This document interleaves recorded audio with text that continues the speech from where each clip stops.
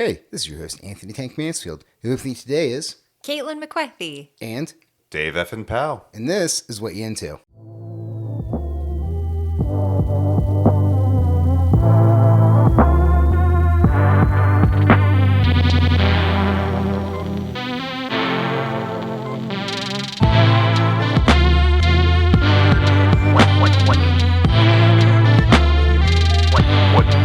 What you into?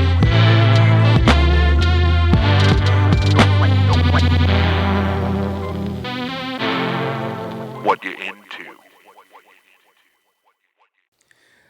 Podcast time is happening. Like, when I said that, the first thing I thought in my head was, like, on Mystery Science Theater 3000, it was, like, movie sign, and then they would, like, you start going in, and they had, yeah, and, like, all the cool, like, little prop things that would open, like, the doors and shit. I wish I had that kind of intro for this show, but I don't, and I'm sorry. I'm sorry I brought you on my low-budget show that's even more low-budget than Mystery Science Theater 3000. I don't know, Dave. Those sounds are really good. There you go. Are you Michael Winslowing our Apparently. our intro? This is how we have to do things in the audio form instead of video. I'm not going to say he wasn't formative in my life, especially Spaceballs and Police Academy. Podcast is just old-timey radio with sound effects from Michael Winslow.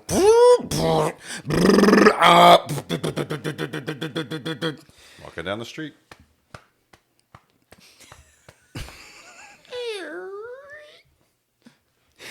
All right, look, it's going to get weird today, and that's fine, because that's what this whole episode is about. This episode is about us talking about you two hosting horror movies, and by the way, it's Dave and Caitlin are here. Yeah, this is going to be very informal, and listener, I haven't done one of these in like over a month, so all my shit's fucked.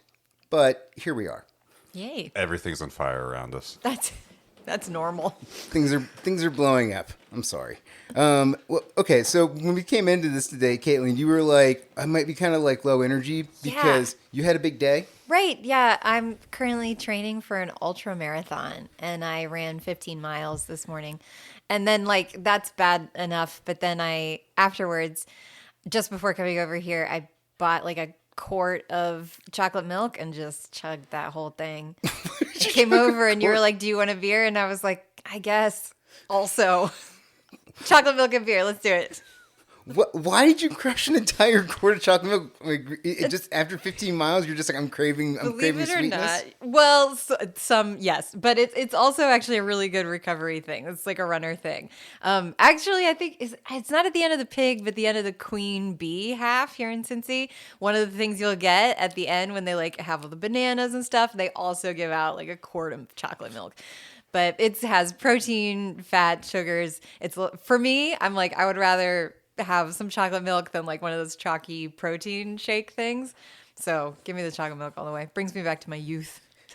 Dave, are you also down with this chocolate milk idea post runs? I think I was the one that got her hooked on doing it or introduced her to it. Yeah, I mean, it's one of those things like it literally has everything you need after a run, and also you want to drink chocolate milk. You'd be like, oh, and I want to drink something. I always want to drink chocolate milk. That feels good. At every point. Yeah, I'll do that. So it's a good excuse.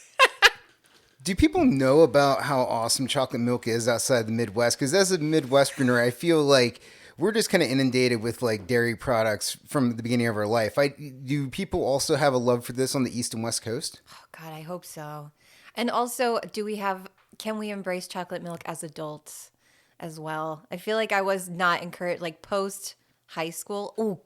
Oh, okay. So I grew up in Virginia Beach, and there was this family, a really dear friend of mine, used to get milk delivered like weekly from a Amish farm that was nearby.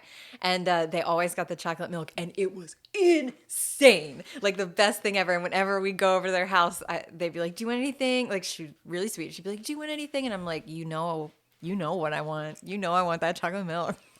I want that Amish moonshine. Yeah. Oh my God, it was so worth it. But other than Lauren, I don't know anyone who's like embraced chocolate milk past the age of, 12.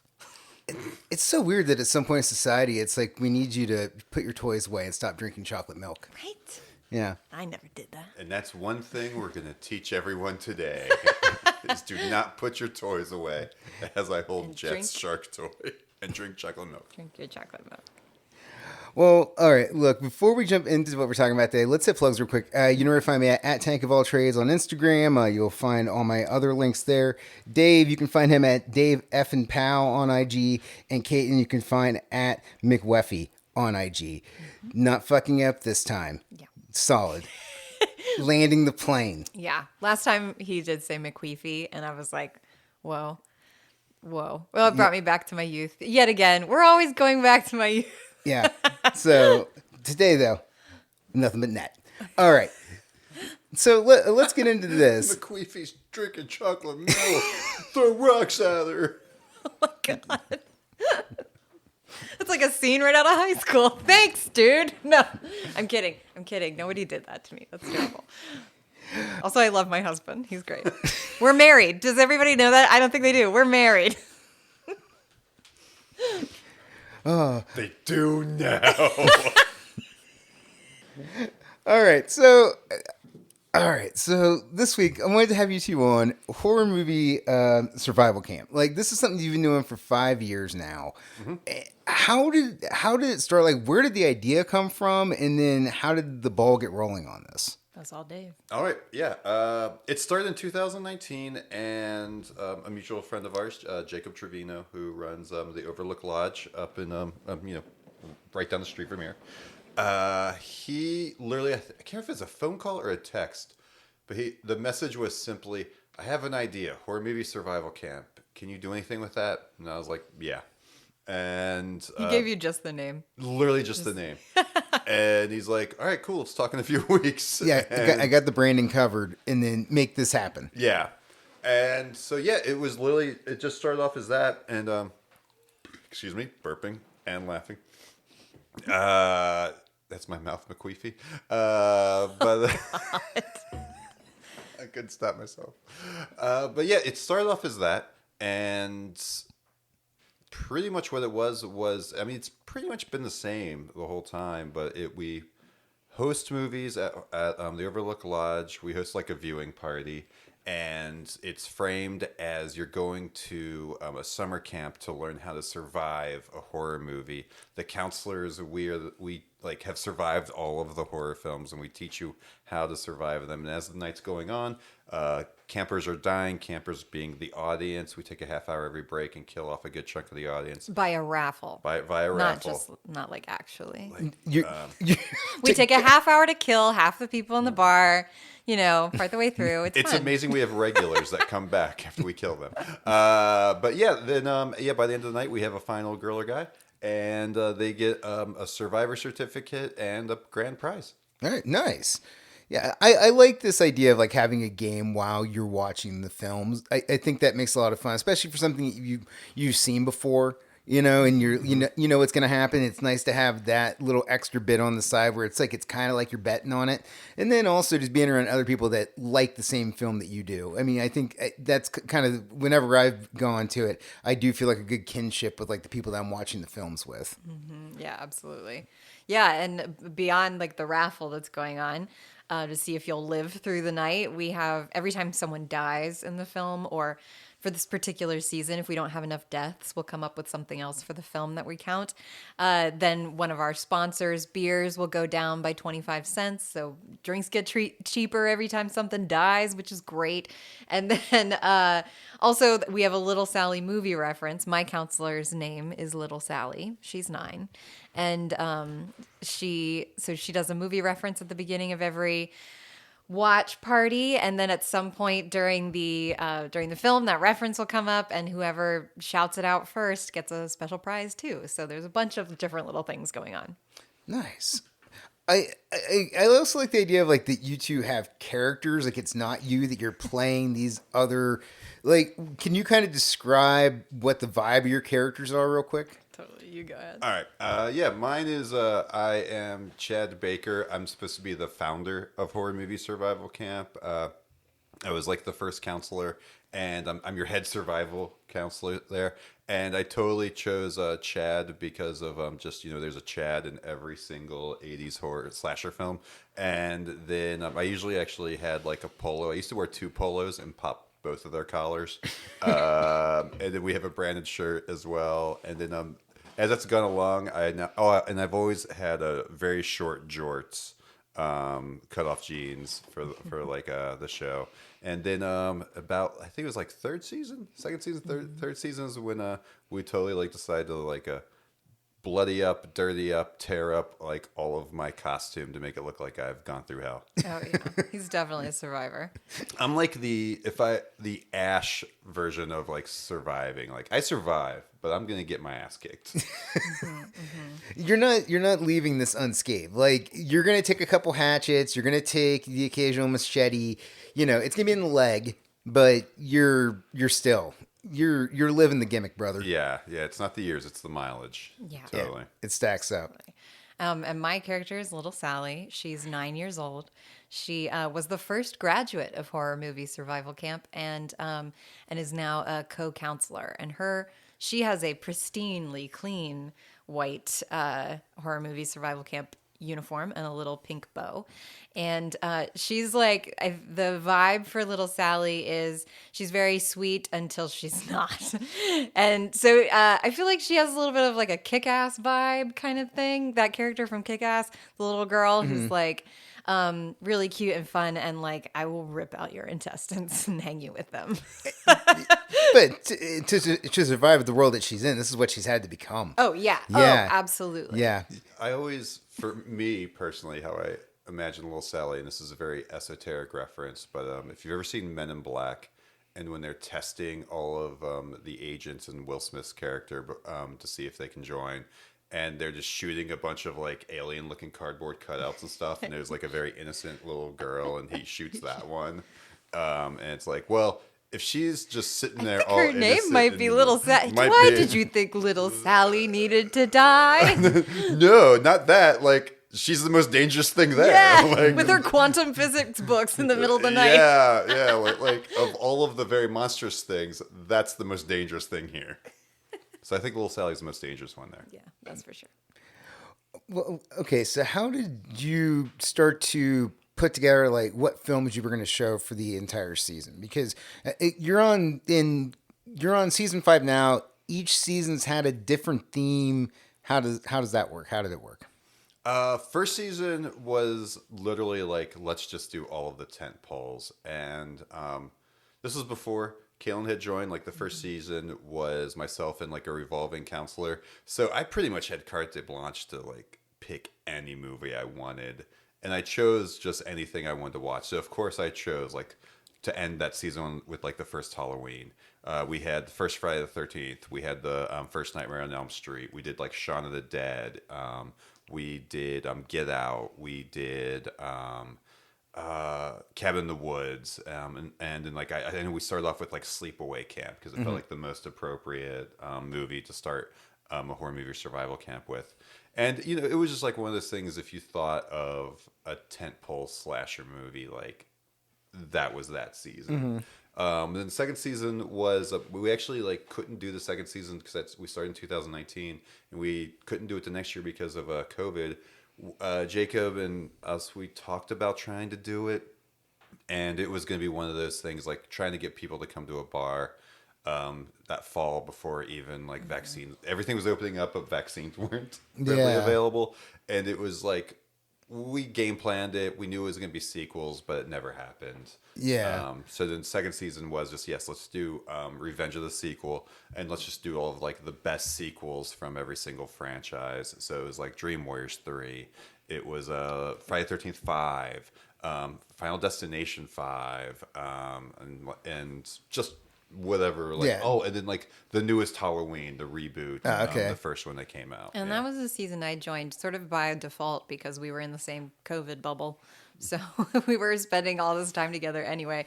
The idea of like bringing in new people every time, because we also do meet up before everyone and watch the movie together, write the script. So it just made it easy COVID wise. And then I was hooked. I really enjoyed it. So I wanted to come back. And she's a great, fill-in being a Shakespearean actor, so not a bad get. when you came in, or did you like horror coming into the project? Were you like, "Ooh, I'm down"? No, Oh, I've never been a big horror fan. Okay. Which is actually really cool for me to be, because Dave is like an encyclopedia with these things, and I get to be the one who's usually seeing it for the first time. So between the two of us, you know, sometimes there'll be things where he'll want to make a joke about something that he's like, but this part's really famous. And I'm like, I didn't even notice that. Or something like that. I think I kind of get to be the least common denominator, right? So everybody, if I think the show is funny or whatever we craft, then it's definitely friendly to everyone. As far as our references and jokes that we're Yeah, making. it's definitely a balancing act of, and it actually is pretty valuable to realize like another perspective on these things. Just because when you grow up around it or like with it, or have been with it for years, there's so much you kind of take for granted of what people know, and then having someone be like, "Wait, what the fuck are you talking about?" And then sometimes it's like, "All right, well, like trust me, this will play," or like, "You know what, you're right. I'm in too far in the weeds right now," Right. and stuff. Yeah. What has there been anything that you two have watched, or like somebody in the crowd has seen where like they've gotten like really freaked out, like where people are like, "Oh," and like really grossed out by anything? I think if anything, it would be a gory thing. And we haven't gone too hard in gore unless it's like camp gore, in which case usually it's funny. Yeah, like we haven't had like anyone like have to walk out, Right. or swoon. I think or that's anything. actually one of the good things about this, and that we've heard from some folks, is that some people who aren't into horror like to come to this event because we sort of give distance between you and the film. Like we stop it every now and then and check in and make jokes and things like that. There's games going on, like that kind of thing. So you're allowed to be. You're not just like in a dark room watching it alone, you know? So it's less scary. It's a communal experience. So somebody might be like, I've always wanted to see this movie, but I've always been afraid to watch it. If I go and watch it at the bar with you guys, I know I'll have a good time and I'll have finally seen it. It's like bumper bowling. It's like, look, you really can't fuck this up. Yeah. It's And- keep it on the rails. With the fact that like drinks get discounted every single time someone dies, like you cheer for it, and we do try to keep when we're picking the list for the movies and kind of curating the list, we do kind of pick things that, I mean, slasher films are great because there's almost a cartoonish vibe to the deaths and stuff, even though, you know, it is live action and it's, you know, real people, like, because we're almost cheering for the villain and for the deaths itself, or the antagonist. Like, it's one of those things that it's not soul crushing when someone dies, though that does happen, especially when we're watching. So every once in a while, we've been watching the movie and you love the character, or someone's making a sacrifice, and it's like, oh, it's so sad when this person dies. And the price of beer just went down by 25 cents. Does that help? I do like that part of it too, where it does keep it interactive, where it's like, oh yeah, I am on board right now of like, who is getting off next? Like, let's go. Let's keep the prices going down. Let's keep the murders going up. Yeah. I'm with you. So then where were we at? Was it third season, fourth season in terms of the remaining collection? Second season was Revenge of the Sequel. Third season then So good. was No budget, no problem. yes, and that was our literally like low budget films, and there was some leeway with that of just, or like things that like were made for very little but then like made a huge box office and stuff. And yeah, that was a super fun season. And I felt like that was actually when the whole thing, like the regulars that had been coming since like the first season were still coming. We were getting new audience, and like that's when it felt like it really hit stride, where it felt like, wow, this thing actually does have legs. Yeah, totally. Yeah. It's such a great one too, because I think with low budget films, it ranges the gamut of like a classic B movie that's like, oh, this is rough, but it's fun because it's so rough, to like a really incredible movie like Paranormal Activity that was made for nothing and turns out to be absolutely fantastic. And in some cases, films that nobody's really heard of. I can't remember off the top of my head the name of that one that is The Loop. Oh Looping yeah. one?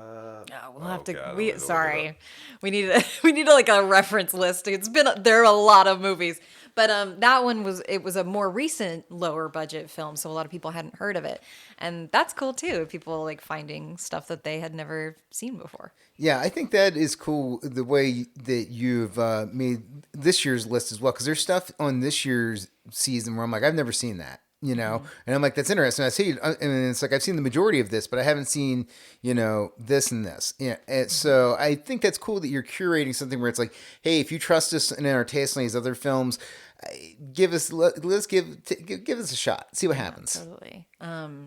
Yeah, I guess before we get to revealing what this season's gonna be, That was The Endless. The Endless. Ooh, Yeah. good movie, you guys. But then last season, take it away. Last season was if we weren't laughing, we'd be dying. And that was the meta season for season 4, the very Yeah. self-aware movies. Like horror comedy kind of stuff. Oh, And, nice. This is the one season. I feel like I've curated a very good list for all of the seasons, and I finally hit one stinker that like we hated watching it. The audience hated watching it that night. Which one was this? This was Rubber. Oh, tire yeah. movie. I God, remember Rubber. watching that. Yeah, Yeah. yeah. And the reason I chose it, like, it was like I was aware of it. And anytime I mentioned like the previous year what we are gonna be doing, the meta season, anyone I knew that knew horror, like everyone was like, "Oh, so Rubber?" It was like, "Yeah, Yeah, Like, that, I remember being on that train because that was that whole time where like Magnet was putting I think it was Magnet that was putting out Rubber, and like they also put out Hobo with a Shotgun. Yeah, it was like all yeah. that like horror stuff, and they're like, it's this totally cool movie, and then you watch it and it's just a fucking tire rolling down the road. You know what though? But it's not always. There's like bougie, weird, like, ooh, let's be really smart about this. And I'm like, you know what though? It's just a tire rolling down Yeah. the road. Like if you just went full on tire and didn't try to be like smart about it, I'm ready to go on tire adventures. But then there was also kind of like some like, I don't know, highbrow. Attempting to be the highbrow thing was, stuff. like, it wasn't smart. It was clever. Oh, it yeah. was Clever we're for gonna the wink sake at the of camera. being We're gonna be clever. talking about movie making by literally talking about it, and we're gonna be condescending about it as Right. well. Like it was one of those things. I was like, the smart thing would have been, no, you make your concept. If you just show me a fucking tire killing people, and maybe it starts off with like 2/3 of the way through the movie he like sees like a field of tires getting burnt. Yes. And I was like, if that was your start of your movie, and then all of a sudden you saw it blowing people's heads up, that would have been fucking brilliant. Awesome. Then I understand the journey of the tire and I'm ready to go on it. I might be rooting for the tire. Yeah, right? I I- want to root for the tire. I'm on board for this revision of Tire. Now I know. now that you set up a story on the True. front end. I mean, they don't own tires. I mean- we could do it. I mean, in a way, you kind of just said like what the beginning of Conan was. Exactly. Everybody he Yeah. loved is dead. He's cast out in the world. Yes. Let's get this tire like pushing a wheel in the middle of the desert. Let's get some size on this tire. Oh yeah. All right. Well, I would just love a regular sized tire, and then like you see it doing manual labor, and it comes back, and it's like The a monster It's truck. monster truck tire. God, that's amazing. Yeah, I think we're on to something. yeah, I Yeah. think I think let's get when we get off mic. Let's talk. We don't want to be giving away these $1 million ideas, for free. We're gonna stop doing other people's work for him. Yeah. I also really enjoyed last year. I came out for Return of the Living Dead, which that was so much fun in terms of like being a movie that's self-aware but not self-aware, but is a comedy, but is just a whole lot of fun. Like it gets what it is. Right, right. It was definitely like within those movies, the point where they're like, let's stop making this like social tragic commentary. Let's have a little fun with it. And I mean, the practical effects in that movie are amazing. And then, yeah, the fact that, I mean, you've got people dying in the cemetery, and then you've got a zombie getting on the radio to send more cops. Yeah. So they can eat it. It's fucking hysterical. I love in that movie how the characters live in a world where they do know about Night of the Living Dead, but it's real. But then, so then you as the viewer are thinking that they're gonna work like Romero zombies, and then they don't, and then you can't kill them at all. Or if you do, you have to put a lot of effort into murdering one of these things. Yeah. The fact that they're very self-aware, still speaking, Yeah. emotionally connected to you and everything. Yeah. That one has a lot of legs. It's a fun watch. Yeah, it's a good time. I really enjoy that film. Well, okay, so No, I just thought, and we skipped over Naked Punk Lady, so you know. oh it's yeah, got that too. Leona Quigley. Yes, Yeah. yeah. So I saw this thing where there was something where it was like they wanted her to do this, and then they were going to put makeup over it, but then they were like, oh, you can't have the makeup over the pubic hair because then it just looks weird. Right. And it's like, okay. So then she just shaved it off, and then they're like, well, now we can just like see like everything. And, Right. and so she's like, oh, and then they were like, we will make you like, all right, we're just going to like put what we can over his makeup. And then they made her like a little tuft to help out. Yeah, I feel like I read something about like how much time and discussion was about her bush. Yeah. Like it's like maybe we should have talked or thought about what that plan was gonna. This is not a surprise. I'm a grown ass woman. Guys, we hadn't planned for the Bush factor. Yeah. We just totally we got out ahead on this thing. Oh man, poor lady. Well, she fucking killed it. The way she walks down the street in that movie is just like pure confidence. She's incredible. Yeah, it is pretty amazing. All right. So what's happening this year? Yay! This year is really exciting because it's our 5th anniversary. We decided to do classics. So the way we have said our title for this year's theme is You've never seen blank? My audience, my hands are going out. Like, I can't believe you've never seen this thing, incredulously. And yeah, so it's a list of classics. It's a list of some movies that I've probably wanted to do since the first season, but I'm not sure how well they would play in a night where you are watching it in a bar and stuff like that, or they're longer and you got to take a lot out of it. But about 2.5 months ago, Kate and I had a conversation, and you really challenged me on this. Yeah, well, I was just like, if there's ever going to be a time, it should be a time to do some of these bigger ones. In particular, we were talking about The Shining and The Exorcist, and they're, of course, classics. And the Overlook Lodge itself is based on The Shining. It's a Shining-inspired bar. It's very, very cool. So it's like, of course, we have to do The Shining at some point. But it is tricky to get it. It doesn't have a whole lot of deaths in it. It's a long film, So it was like, all right, well, if we just commit to classics this year, then people know what they're getting into. And it's not going to be something that's sort of tucked in the middle of a whole bunch of other goofy things. So I think set the expectations up and we'll deliver. And what's actually been nice is when we did put the list out, when it started getting shared, and I think even Tank, like you had a similar response to this, is like people got really excited about the list. They're like, oh man, this season, bunch of bangers in there.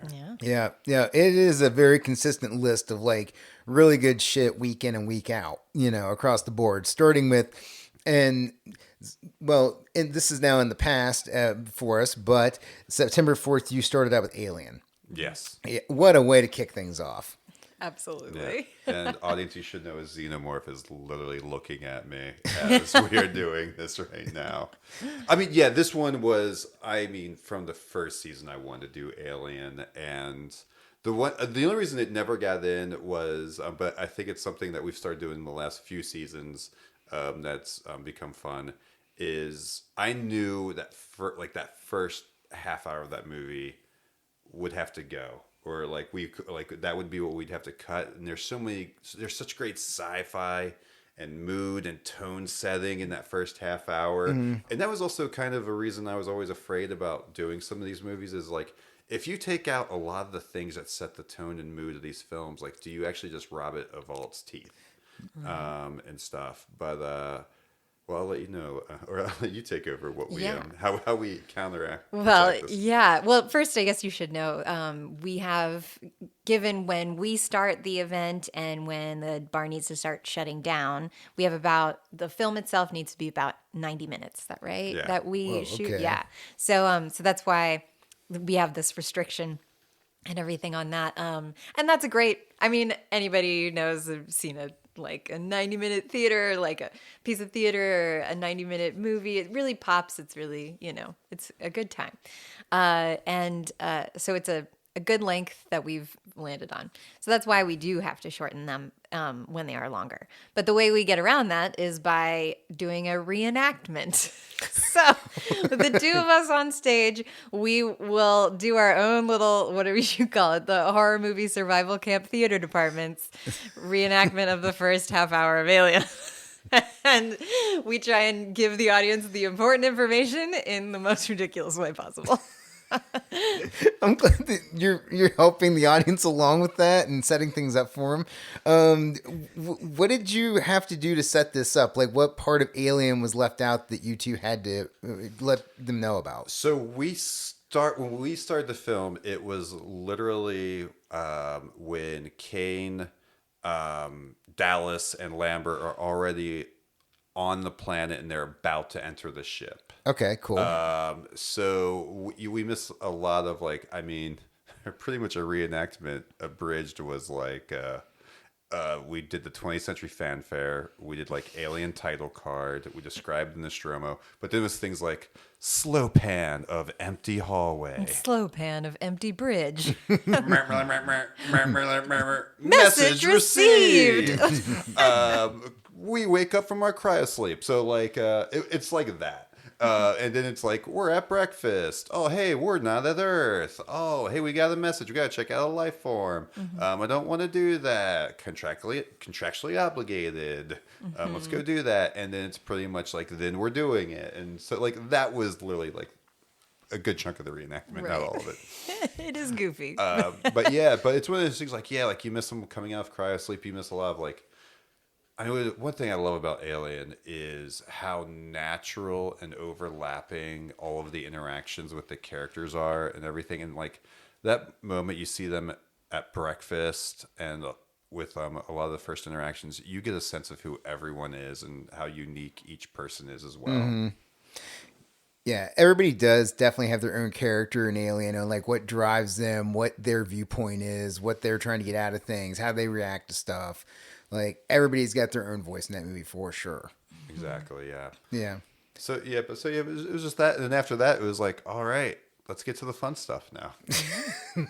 And I don't think it really did rob anything from it, given there was a lot of, as the film went on, there was a lot of tense silence in the room. Someone might sneak up to the bar to get a beer really quick, but everybody was still glued to the screen. Yeah.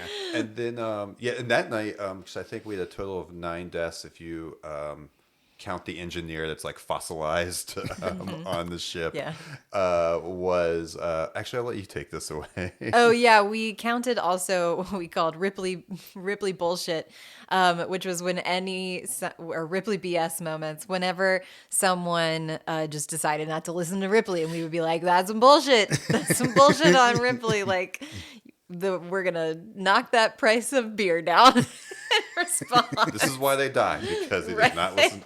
This isn't a death. This is why they die. This is why she is the final girl of this movie. Absolutely. Because she's making the right decisions all the way. And she tells people, she's like, that's some shit you shouldn't do. And then they do that shit. And then here you are, Absolutely. Yep, 100%. So it's basically a death.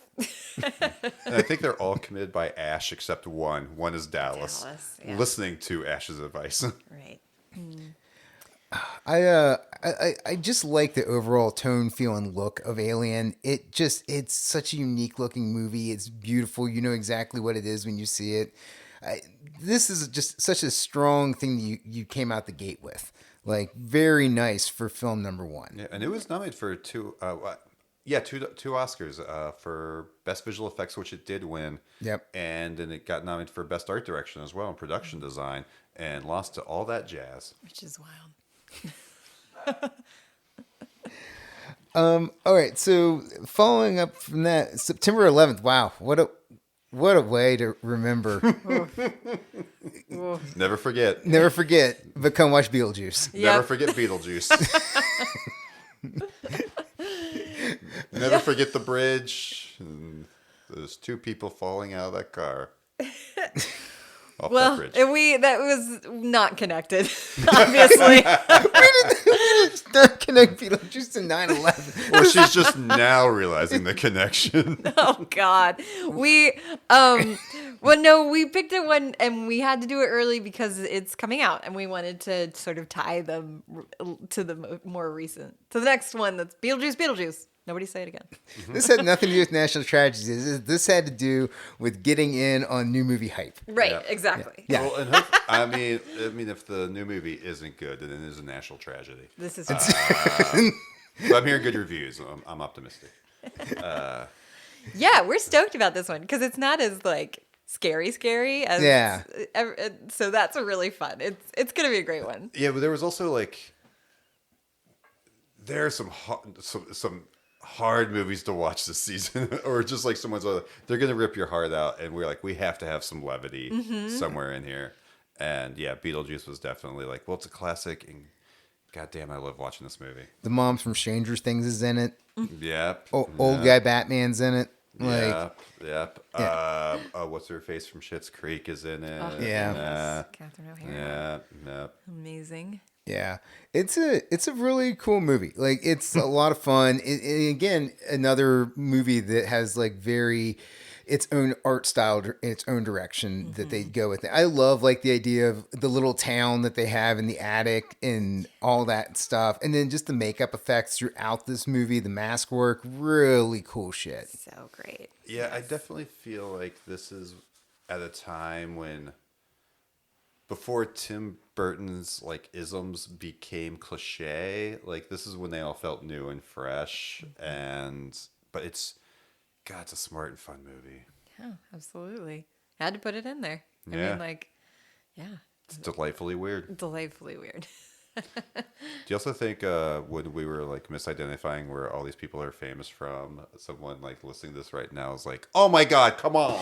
Her name's Winona Ryder! Just fucking idiots! Michael Keaton! I hope so. I really do. Someone was in their car pissed. Well, thank you for being their voice in the room, Dave. I appreciate it. For my own anxiety, I was like, we know who these people are. I hope you get a joke." Oh man. So let's go September 18th, Train to Busan. So excited.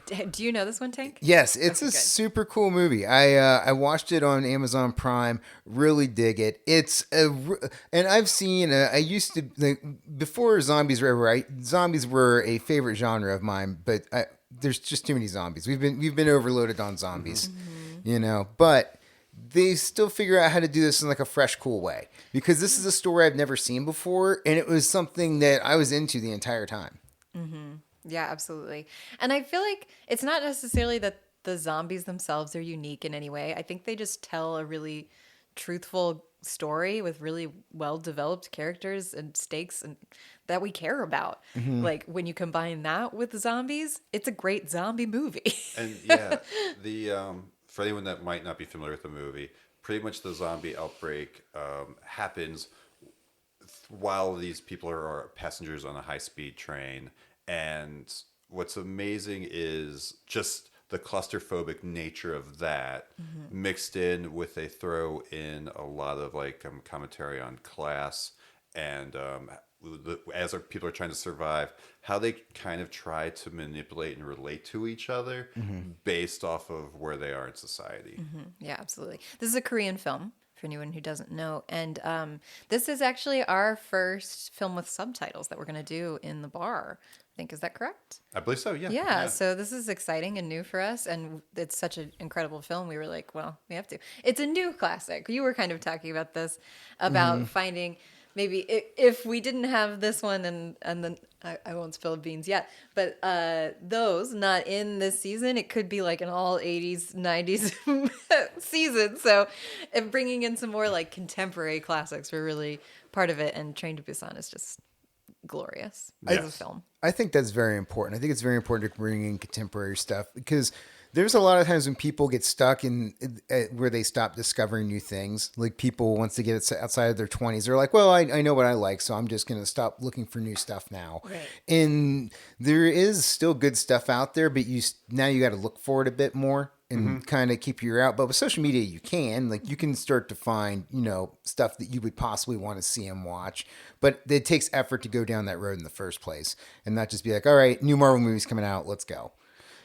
Well, there's so much media now compared to like when we were growing up, and it was very easy to kind of consume all the big tent poles and stuff like that. And then stuff that was kind of cultish, you could still find pretty easily. Whereas now there's so much, it's like having homework and you might get to it. And then I think it was in an interview on Conan, like Paul Rudd was like, I know Game of Thrones is good. I'm never going to watch it. But like, it's great. Yep, it's great. I'll never watch it. Because it's just like, I'll never catch up to absolutely everything out there that's being made now. Yeah, it's impossible to do. There's just so much content and there's just new stuff coming all the time. And then you also have sports. Like I only have so many hours in the day to look at a screen. Like there's Exactly. there's just so much stuff that is created now. Yeah, absolutely. So you do kind of sometimes like get a guide or something to find if there is something new. And I think it's cool that you're giving this again where you're saying, hey, we're putting our stamp on it. If the things that you know on this list, if you know what that is, but if you don't know what this is, just trust us. It's going to be good. Yeah. Yeah. That's awesome. All right. So then after that, you're going to September 25th, John Carpenter's The Thing. Woo.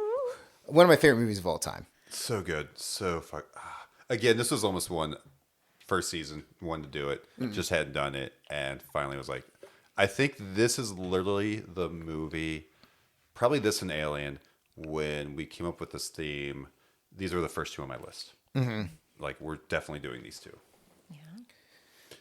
Yeah, I mean, like, I don't have much more to add. It's just like, it is exactly, it's that. It's a great horror film. It's a classic. And it's been one of the ones in particular that people are like, oh, I can't wait to see that. Yeah. Can't wait to come and do that one. Yeah, this was, Kaylee kind of alluded to it earlier. When I was coming up with the first draft of the list, this was it came from the 80s list with this and a few others, and then a few that we were pushing back off into later seasons. We can talk about that later. I don't mind spilling. Giving a little, no, it's true. Giving That's a little good. hints. And nobody will remember by the time next and fall also, rolls around anyway. We're not contractually obligated to do it. We aren't. if We don't have say an it on this NDA. We can talk about podcast. whatever we want. Yeah. You can spill your own beans. You don't even have to go through with it. You can be like, you know what? We said we are going to do it. We're not. Yeah. Whatever. It's happened before.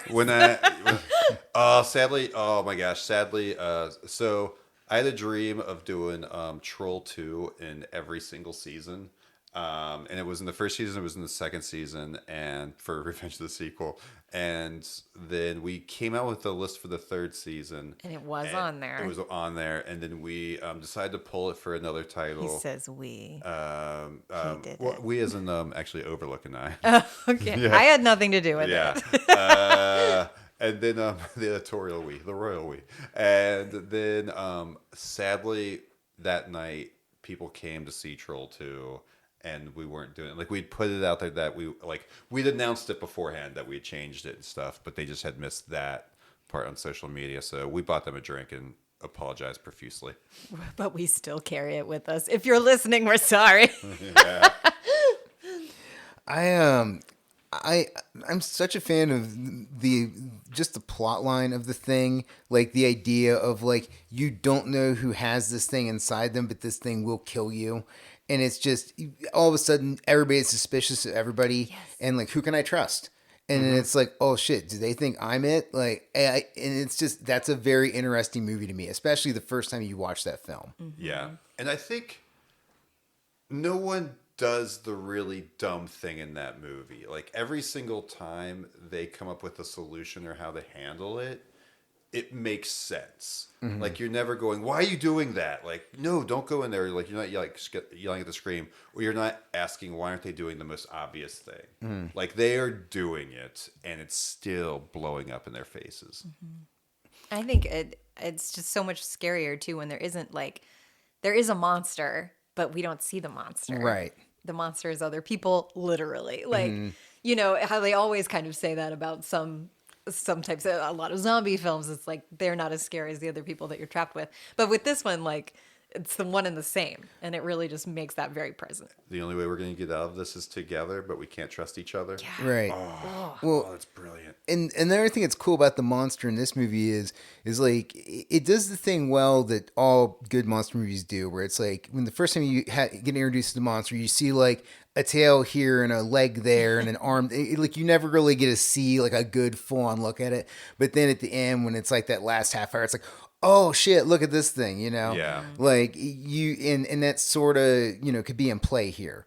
You know, with the way they handled this, you know, the thing monster, because it changes throughout the movie. Like you never really see it in a final form. I mean, you know, because it's always like it's the dog, or it's like the dude, or it's like the chest cavity. But you don't really ever get to see like what does this thing look like when it's just itself. Right. Exactly, yeah.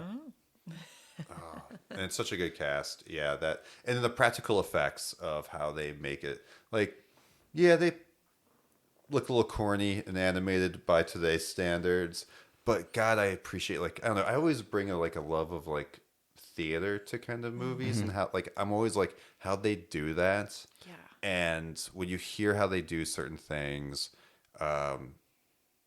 you relate to it because there's a physical thing there. Like we were kind of talking about this when we were watching Alien, is, man, this set would not be here. Or like a lot of this set would not be here. It would be made by CGI or filled in and stuff. And you lose so much of that. And I feel the same thing with like The Thing. And if you CGI that monster, it's not nearly as scary. No, yeah. And also, we get John Carpenter soundtrack, which I'm on board all the time for Carpenter. Yeah. So we get, which another great thing about him, making films and making soundtracks. And we also get Kurt Russell and Wilford Wilford Brimley. Brimley. Yeah. Yeah, Wilford Brimley, however you say his name. Yeah. And the fact that, oh my God, how smart is Carpenter?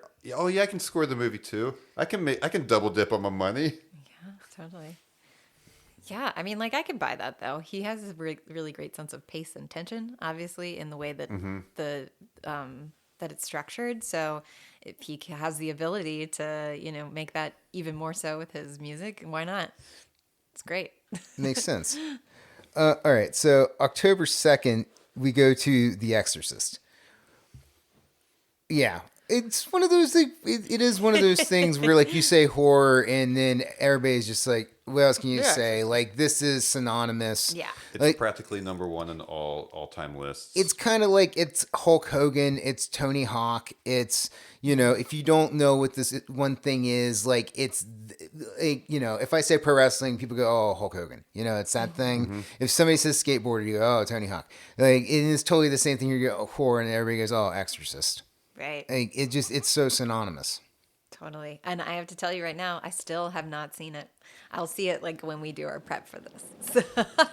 It's okay. We've talked about it a lot and everything, so no, don't worry about spoiling. I know what I signed up for. It's a cool flick. Like it's wow. It's pretty amazing. Like talk about a slow build on the front end. Yeah, I mean, God, that it's like last half hour is the two priests in her last 20, like that whole like last 20 minutes. Like it's a super long scene of them trying to the end of battle. Yeah. And stuff, and it takes a while. And Yeah, the way it builds. That's her final, the shark and jaw moment. Yeah. Where it's her versus them instead of the boat versus the Bruce. Smile for me, you son of a bitch. Oh, yeah. But that one is, again, another one that, just to kind of prep for it, we did watch the kill count for it. Oh, I and like the kill count. I love the kill count. With James A. Janice. Yep. Shout out James A. Janice. And there was one part I completely forgot about this, like when they're getting tests and they're like drawing blood from her, and there's like a shot, and like this actually might be like the thing that will make people most squeamish. Yeah. Is like literally like there's a needle, supposedly a needle in her neck, just squirting blood for like a good 2 to 3 minutes. Like So that might it's be our first extended. moment of people being like, ah, And it was one of can't. the until we watched it, I was like, oh, I forgot about this. Completely, utterly forgot about this. So yeah, this will probably be the thing that maybe that's in our reenactment. Maybe that. Maybe. Oh man, no, we got to show it. I don't know. We'll see. But talking about practical effects too with this one, I think is so cool. So I'm in audio visual production classes at Cincinnati State right now, working on film myself. And one of the things that I remember hearing at one point is like, they're like, if you can do it live in the room, do it, because it'll take 4 or 5 times as long and 5 times more money to do it in post. You might think that it'll be easier to fix some things in post or to create something in post, but if there's a way to make it happen live, do it that way, because you'll save yourself so much time, even if it takes like an hour to figure it out or whatever. And a lot of people, especially with the abilities of tech stuff now, it's like, yeah, let's just do it in post. But I think that's such a great example that it is simple and hugely effective, and the fact that it can happen live is that it happens right there and everybody on screen is watching it and experiencing it. Like, that's something you can't replace, not with CGI. Yeah. And it's better on across the board on all fronts to do it live. Yeah. They also talked about in the kill count at one point you can see their breath. They lowered the temperature in the room to make it like kind of freezer level, so that you can see their breath. That would be something people could put in a second, like now. But the fact that it's live and they're there experiencing that, the weight of that, of freezing in that room, as well as the the visual of it, is huge. And it affects everything about as we watch it, as they're performing it, everything. So Yeah, I mean, they obviously don't want to be in the room because of that, and then narratively, that They don't want to be in the works room. as well. I mean, you gotta really feel bad for Linda Blair. I mean, it does suck. For her, and having to warm her up every like 10, 15 minutes. and It's stuff. true, but I applaud the director for doing it, because there's just Yeah. nothing like it. I'm always going to be team practical effects. Like if you can make a mask of it, if you can do an effect of it, if you can, figure out a way to make it work where nobody is going to get hurt or die, like make it happen. Watching stuff like watching movies now from like the 2000s and like 2010s, there's a lot of stuff with digital effects where it's like, this did not age well. And this just really takes me out of it. Yeah, absolutely. Yeah, and there's a relatability to it as well. With one problem with CGI is weight. Like they just don't get the physics of weight right. And then I remember watching this thing on YouTube, and it really crystallized. And this was like something I saw 15 years ago, and it was about or when the newest Jurassic Park came out, and it was comparing like the first Jurassic Park to the newest Jurassic Park. And it talked about like when Sam Neill and the 2 kids are running through the field and there's dinosaurs. And yeah, those are CGI dinosaurs running around them and stuff. And they're like looking at tennis balls go by them and stuff. As compared to like when they look out at a field and like Chris Pratt's just looking at the devastation of all the dinosaurs. And the guy was like, look at the grass. He's like, look at the grass at Sam Neill and all them. Like, there's so many imperfections and everything. He's like, now look at the grass in Jurassic World. He's like, it looks like a goddamn golf course. Like, it's perfectly green and everything. It's like, and that's like the stuff that you correct and you don't think about, or it makes you don't think about. But the imperfections, we can be in that world. Like, we know what that world looks like. And when they can increase the scale so high with CGI, it looks like a hellscape that we've never been in. Whereas if you see something like happening in a downtown area, you're like, oh my God, I've walked by that building and stuff. Yeah. Yeah, 100%. I'm with you on that all day, and I think too, Caitlin, to your point as well, like about having like actual physical conditions affecting actors, and all that kind of stuff, making it to where people are just immersed in it, Yeah. and that makes sense to me. I remember like watching stuff for Alien Romulus where they were showing like the actors in the movie interacting with like the different xenomorph suits and stuff. And I'm like, yeah, I'd be way more scared of that and, wigged out than just, like, hey, we're going to hold a tennis ball in front of you. Right. Like if somebody is like getting all up in your grill with a xenomorph and it's like moving around and shit, like that's going to feel unsafe. Or like seeing like face huggers, like, driving around on set, like that's creepy. Yeah, we're not all Ian McKellen. Yeah. We all can't act with the ball rock. Yes. Apparently, Ian McKellen's Balrog was a tennis ball. So that's just amazing. All right, so October 9th, Tremors. I don't think I've ever seen Tremors all the way through. I've definitely seen part of Tremors, but I don't remember if I've ever seen the end of Tremors. Great. Well, you got to come, Tank. And also, you might have something in common with Caitlin Yeah. as well. I've never seen it either. But everybody's really excited about Tremors. It's super campy. It's super campy. It's really funny. The end, like again, talk about practical effects. Yeah, watch the making of this film. It's amazing how they're able to pull it off. It's very self-aware, and yet you could tell they have a love for this type of movie. Mm-hmm. And so as they're doing it, you could tell they the movie makers themselves love what they're doing, and everyone's on board and stuff. I know Kevin Bacon was like at a very low point in his career when he made it and just needed a job really quickly. So I don't know how well he felt about it, but I know he's come around to absolutely like loving like the legacy of this film and stuff like that. Yeah, I like the legacy of Tremors and like what it is because it's such a strange film. I don't know if it could ever be made today. I don't know who would take a swing on this thing for any amount of money. I mean, I could see like a small studio doing it, but not getting any kind of like major release like this thing did have back in the day, where like it actually came out and like had a premiere and shit, where it was like had commercials on TV and stuff. Yeah, and they actually marketed it really poorly, and it bombed in the theater. But then this was back in the days of movie rentals, and it had a huge success in the video rental market, which then greenlit like the series after that, like the 6 or 7 movies or 6 seasons in a movie or series that they did as well. I just realized the first time I actually saw this movie was sometime in high school, and it's that time where like you have nothing to watch or you have nothing to do that day. It's the last day of school and your teacher's like, what do we do with you? And in science class we watched Tremors. In science. I love In that. science class and biology class we watched Tremors. I mean, that's a possibility. It's something you need to be aware of, that there could be gigantic cryptid sandworms that come up through the ground. And, as a scientist, we need to be able to think about that and, test the hypothesis, see if it's real. Yeah, and this one's a really good one it's very remote, so that idea of you're disconnected from the rest of the world. Like, yeah.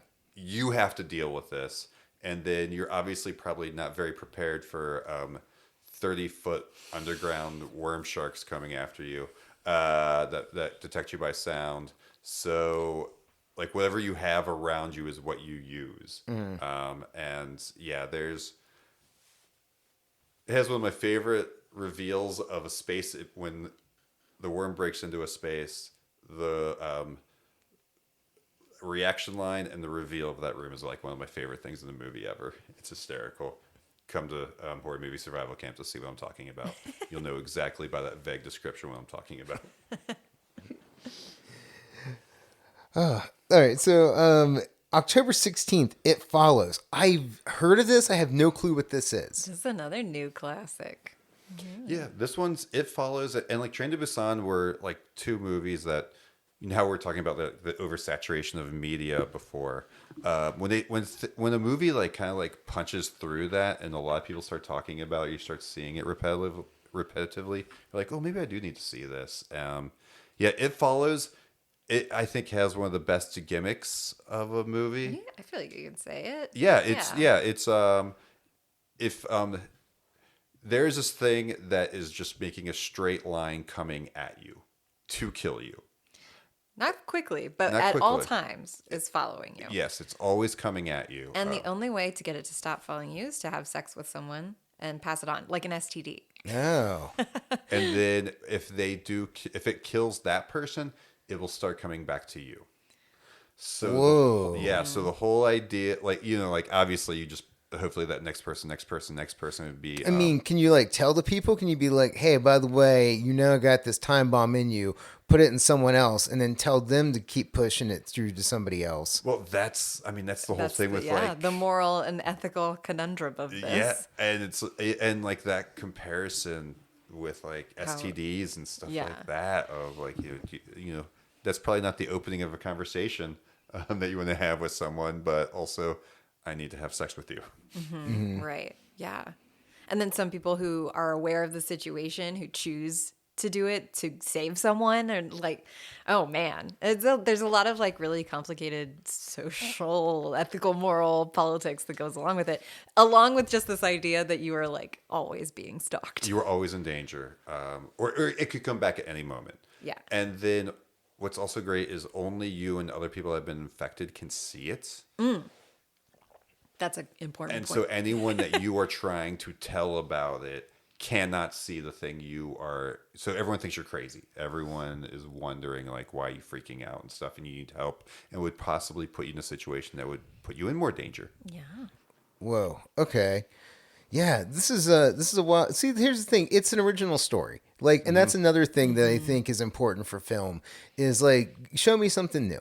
Like that's the thing every year when Lauren and I sit down, we always watch the best picture list for the Oscars. And I'm like, if I see a story I've never seen before, like, then I get why it's on the list. But if you just give me some reheated dog shit, then why would this does not deserve to win the Oscar for best picture? Yeah, there you go. Yeah. Especially when there's a formula to winning an Oscar, and then people remake those movies, or as they say, like, oh, that person took that role because this is their Oscar bid. Right. Yeah. Yeah, the very obvious stuff where it's like, oh, that's a part where you're gonna get a lot of monologues, and You're going to be possibly handicapped, or you're going to be in World War II trying to survive Nazi Germany. Right.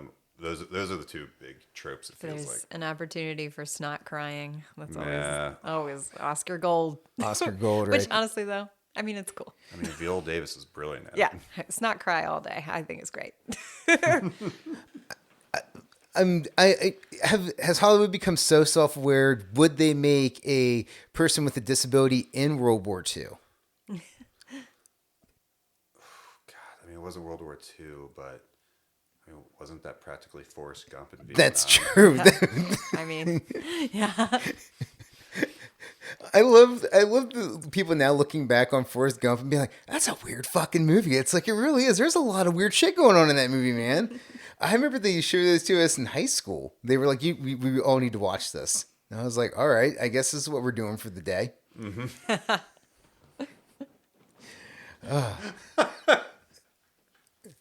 Will Forrest Gump be on horror? I don't think that one will. Will it make the list? Gosh, could it be like horror movie romance survival camp? Like, how do you survive a bad romance? Oh, God. I mean, he's just infatuated with Jenny and the whole time, and is far too wrapped up in his mind over her, and she does not give two shits until she needs a place to sleep, and then almost gives him AIDS. Yes. Woohoo. And that's Forrest Gump. Yep. But you know what? Fucking Tom Hanks played a high schooler, and we all said, yes, we're on board. That's how good he is. That's how fucking good Tom Hanks is. He lived so many lifetimes. He played for the University. He played for the University of Alabama. He went to Vietnam. He was a ping pong champion. He ran across America. He met with many world leaders. Mm-hmm.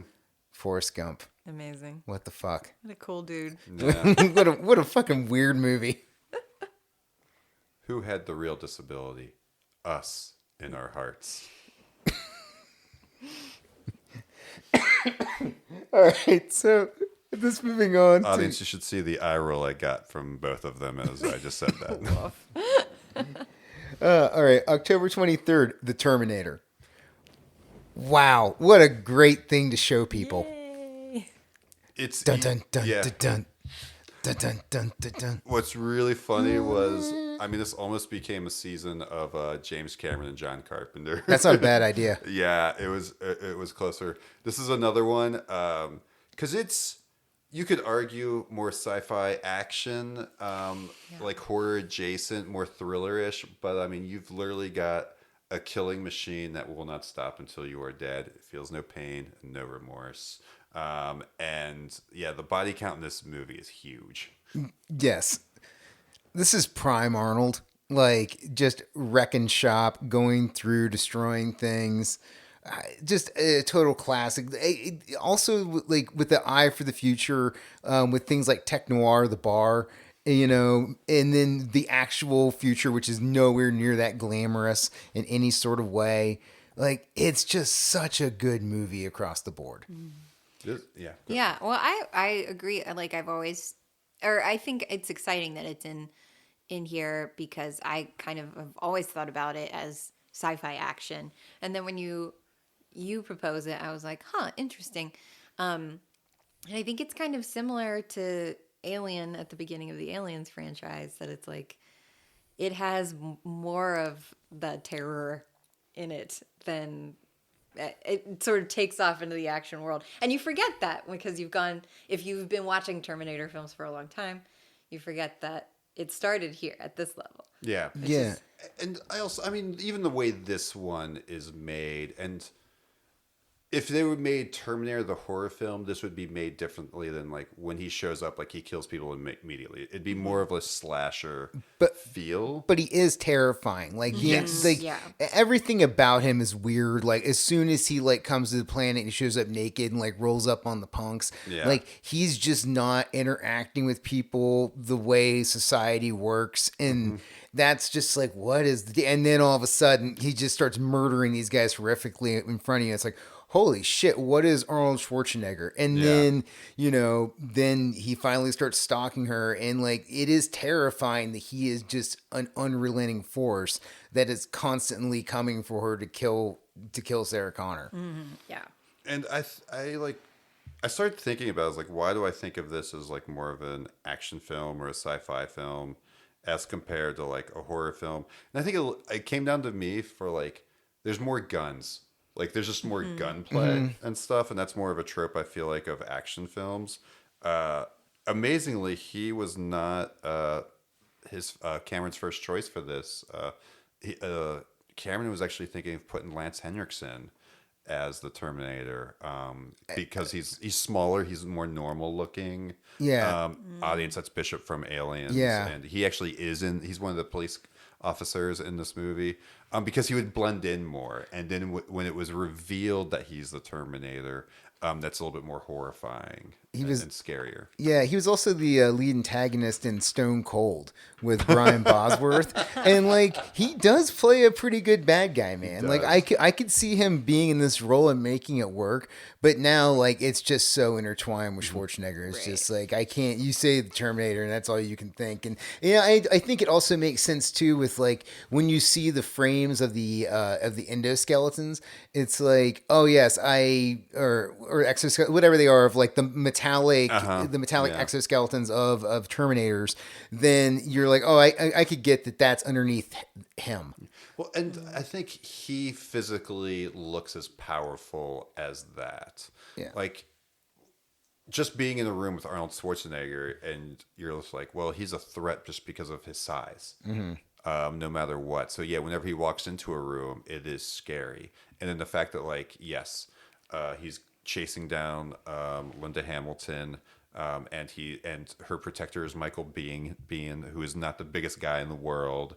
It's one of those things like you automatically on a visceral level feel scared for them. Yeah. Yeah, this is just an incredible movie because the whole time the thing is the chase. They're constantly in peril, you know, and then they got to figure out a way to stop this thing. And how do you stop this thing? Because again, there really isn't a good way to stop this thing, and you got to figure that out. Which is also a cool thing because now you have to solve that problem to end the movie. Yeah. And the fact, I love her journey in the movie. You see her from being someone's just normal, going through life and Right. stuff. And when she finally, at the end of it, or is like, she's the only one that can save herself. Yeah, she's forced to. If you want to survive, you have to. It's up to you to survive. And she finds that strength, and like how like inspiring that is. Like like normal people can be inspired to greatness and stuff. And she just went through, like, she's going through that dead end job and everything, and pretty average life and all. But then you find out like you are going to give birth to the savior of mankind. I mean, there's like a very subtextual biblical thing to that as well. A guy from the future, is your guardian angel, has come down to say, you're going to save humanity. I don't know how subtextual it is. Yeah, that's true. Pretty Yeah, textual. it's pretty much there. It's pretty much straightforward. I will say, if you kill a T-800, it's like I got, I'll put that on my resume. Like I put that on my LinkedIn. Yeah. Yeah. Like, and I gotta feel like that's gotta like change a lot of things in your life. You're like, you know what? Yeah, there's some things I was worried about before, but now the sounds turn way down now because I was stalked from a fucking terrifying metal alloy skeleton from the future. You can beat that. You can beat anything. Yeah. It's true. Yeah. Wow. And it's amazing too to think of like the names that are in this, and like, yes, Cameron makes this, he gets this because Piranha 3D does so well. And then he gets to write this script and make this film. And they reach out to Schwarzenegger to do it. Now, or he shows some interest as well, but this is back when no matter what we think of him personally, like one thing Schwarzenegger did well was he was like, I'm not gonna like make a movie just to make money. He does that later. But what he started off was like, who are the best filmmakers? Who will make me look great on film? And he works with those people. And like, I think he has like 58 total words in this movie, and yet he's still synonymous with look for it and everything. Yeah. He also like seeing him being interviewed about it and talking about like that was his whole thing was like he had to figure out like how to act silently, and just he like came up with like the whole like robotic movement of like how would this thing that's not human interact with the world. And he's like, I need to let people know in every scene that I am not human, but at the same time I sort of blend in. And it's like damn, that'd be a weird thing to like try to think of. Yeah. Especially if you're not originally an actor, right? Yeah, Like, very much so. Yeah. He sort of found his way into this, so it's pretty. It speaks a lot to him creatively, actually, that he's able to craft these things so well. He does what he does very well. Yeah, Like, absolutely. yeah. It's like Eddie Van Halen. It's like he plays solos, and it's really good. Yeah. It's what happens. Oh man! All right, so October 30th, this thing comes to an end with The Shining. Absolutely. We come full circle. Yeah, I mean, and we talked about it too, like the lineup and everything. And we were. It's rare that we have a Wednesday because we're always on Wednesdays through September, October. That's so close to Halloween, you know, and so it's a great day for it. Everybody's like ready for the thing, and then that it's the Shining themed bar. It's just like it's a sweet, perfect moment to do the movie, the one. The thing that this place is named at is known for and part of. Absolutely. And on Halloween Eve. Yeah, and, it's just like... And their anniversary is Halloween night. That's right. Yeah, I think nice. this is their 10th anniversary. 10th anniversary. That's right. So it's like a whole like serendipitous. So yeah, at one point we were like, oh, what should the last one be? And I was the one who was like, yeah, it's got to be The Shining. Shining or nothing, man. Because originally I had bookended it with doing Alien, and then Aliens was actually going to end the season. Really? And for my own selfish reasons. But I mean, I'm not going to argue. That is a very good movie. It's a very good thing to do. Yeah. But yeah, this is also one. I mean, it's 2.5 hours, so we're gonna have to lose about an hour of the film. Also, though, the first 40 minutes of that movie could go, and we'll do a kick-ass reenactment of it.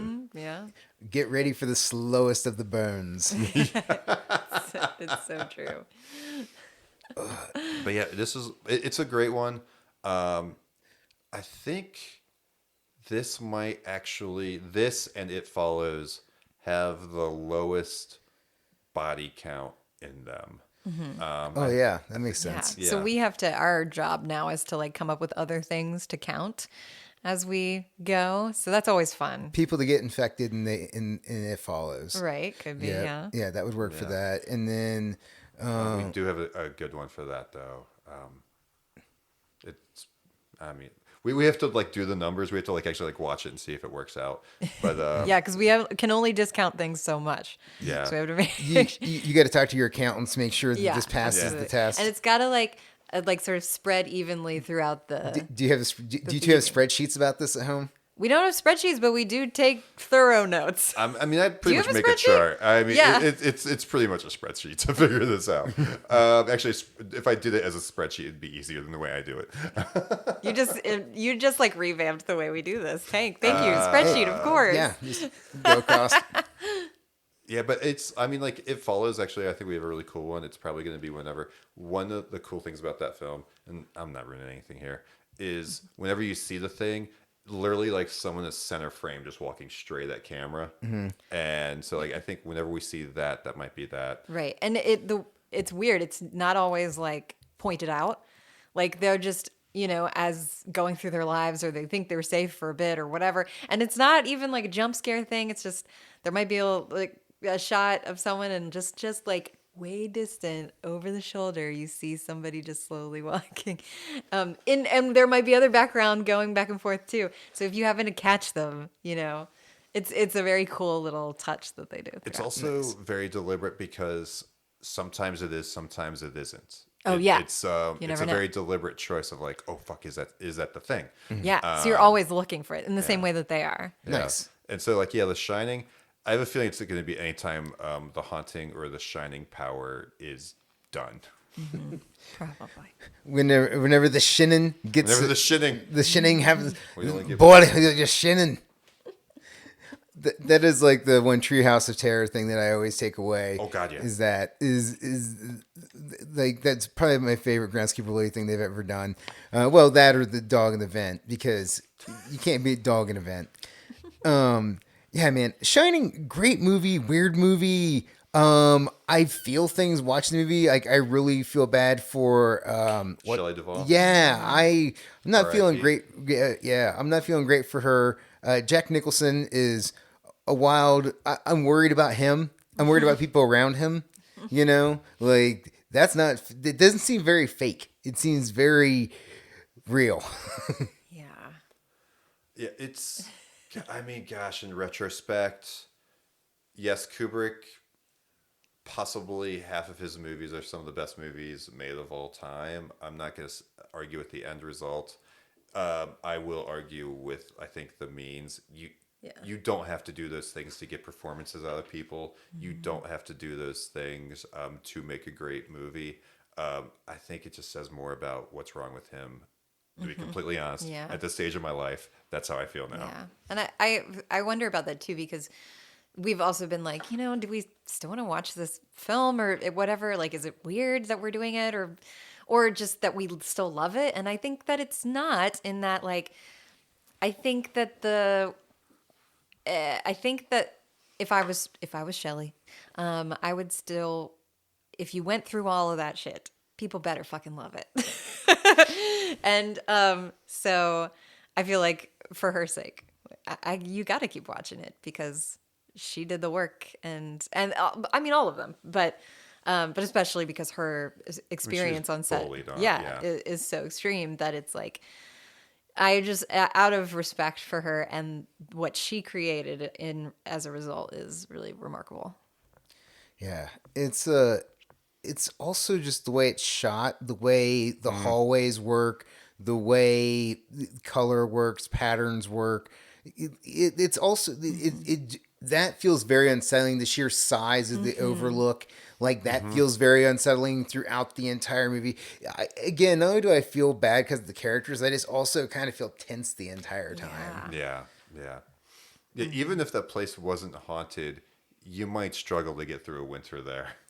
Yeah, for real. Like Yeah. you'd feel creeped out by it Yeah. just by being there. Yeah, you would feel creeped out constantly, especially during that time where like you're living in a place that doesn't have any kind of like cameras or sensors or anything to make sure that a door doesn't get, opened, or, somebody didn't leave and nobody knew and they're in here with you now too. Like that's a very uncomfortable feeling that would just have me on edge the entire time babysitting a weird, gigantic like ski lodge. One thing, I think it was also in the kill count for this one that is mentioned if you're watching like some behind the scenes stuff for The Shining, that if you kind of imagine where one of the things that contributes to the unease feeling of just the space is that the floor plan doesn't really make sense in the building. Like some of the stuff, it's like, wait, no, there shouldn't be a hallway there because there's a window there and that doesn't makes sense. So it's stuff like that you wouldn't necessarily notice on a first watch or maybe even like a third watch. But like if you were really paying attention to the traffic of things, that doesn't really track. And it's one of those subconscious things that also makes you feel like, wait, there's something wrong. Yeah. Yeah, agreed. Like that's cool when you can add in like little pieces of art direction where it's like, this will affect people and people will not understand why it's affecting them. That's a fun little trick to play. Amazing. Very much so. Yeah. And especially in a natural space like that, where it's like, no, we didn't fabricate this. Like the building came like this because it's just a big, weird spot. Yeah. And the way they use a very specific interior building. Actually, where her dad lives out in the Pacific Northwest, Yeah. the Timberline Lodge, where they shot the exteriors. We've actually been there and stuff, and it's completely different on the inside. Thank God. Yeah, You yeah, pull up to it and you're like, but then you walk in and you're like, oh good. yeah. But it is like just amazing to be like, those two places are nowhere near each other physically as well. It wasn't like they shot one on the outside, then they just went down the street. Like they're states and hundreds of miles away. That is weird, man. All right. Well, look, so that's this season. I think you got a strong lineup. I'm really digging what you got going on here. Do either of you have a film that is your favorite one that you're going to show this year?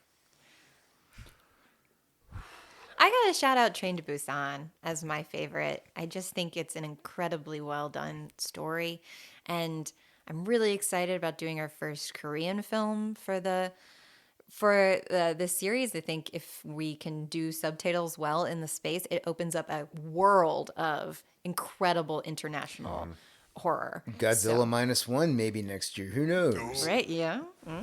Actually. That might be 2 years. We'll tell you about the seasons then. Yeah, it might be in yeah. 2 years actually. So that would be my and because I think on the list my guess would be it's the least known. So I gotta just like punch that one because I think it's freaking great. People should see it. Yeah. Agreed. Watch that flick, people. Yeah. And gosh, honestly, like this season is a bunch of my favorites. That's why. Yes. Can you pick one? Like I love them all. Yeah. So yeah, we have 9 weeks. 9 movies come to the rest of the 8. But yeah, because Alien's one of my favorites. Yeah, all of them, absolutely all of them. Beetlejuice, Tremors. I would say if you've never seen one of the movies on this list, this is a great way to get introduced to it. Or if you absolutely love one of these movies and you've come out and you just want a new experience of watching it come out. Actually, the guy that won, that was our final survivor, Alien. He was wearing an Alien shirt, Alien playing a pinball machine with aliens on it. And it was his first time out, and the dude ends up winning the night, being a survivor, winning the raffle. And what's so funny is like there's people that have been coming from day one, and they've made like the final but never won. And then this guy, he's like for 5 years. For 5 years. And First then day this he guy came shows out. up. But he was like, "You're doing Alien, and this is one of my favorite movies of all time." So yeah, I've been to Overlook. I've never been to this event. Mm-hmm. And you too, listener, could be like that man and just walk up and hit an eagle and just be like, Yeah. boom. There you go. Yeah, It's just happened before. It'll happen again. dropping it in the cup from so far out. Well, look, I'm excited about this. Can't wait to come out and see these flicks. Before we get out of here, let people know where they can find you at again online. So, Caitlin, where can people find you at? At McQueffy, it's McWeffy. And where can people find you at, Dave? You can find me at Dave Effin Powell on Instagram. Oh yeah, mine's on Instagram too. Hell yeah. And where can people find tickets out online if they want to get stuff for the show? Ooh, that's actually a good point. You could go to theshiningbar.com and they have a ticket link there. So the event itself is free and you can come. It's first come, first serve on seating. But there are some special tables and seats you can reserve for, believe it's $25 a pop. And there are different sizes. So there's like a 8-seater table. So if you've got a big party coming, it's one of your favorite films or whatever, you want to make sure you get a seat, that would be what you do. You can hop in there and reserve the ticket Nice. spot. Hey, listener, if I'm at Tank of All Trades on Instagram, and then if you like the show, share it with people. If you're in the local Cincinnati area, this is definitely one that you should share out with your friends, especially ones that are into horror movies or just films in general. Like this would be a good time for a lot of people to come out. So check it out. Dave, Caitlin, thank you both so much for coming and doing the show. Really appreciate it. Thanks for having us, Tank.